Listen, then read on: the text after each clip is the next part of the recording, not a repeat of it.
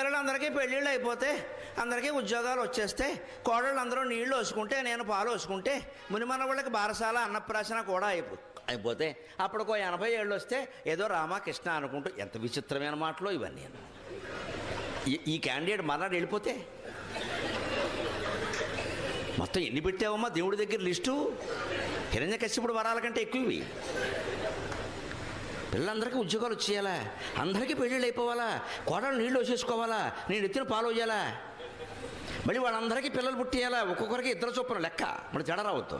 అందరికీ బారసాలు అయిపోవాలా, అన్నప్రాసనలు అయిపోవాలా, వాళ్ళకు కూడా పెళ్లి సంబంధాలు చూడాలా. అప్పుడు కూడా నువ్వు పోతావో పోవో అనుమానమా? ఇంకా ఇష్టం లేదా పోవడం? అప్పుడు ఇంకా రామకృష్ణ అనుకుంటావా? ఇంత ప్రణాళిక పెడతా ఉండం మనం ఇక్కడ, కోరికల చిట్ట ఇంత అయితే కానీ దేవుణ్ణి ఒప్పుకోమను. అప్పుడు దేవుడు అప్పుడు కూడా ఎందుకు ఇంకేం చేయలేం కదా. అబ్బా ఏం చేయలేవు కాబట్టి దేవుడు ఏమైనా చేయగలిగితే చేస్తాం ఇంకా.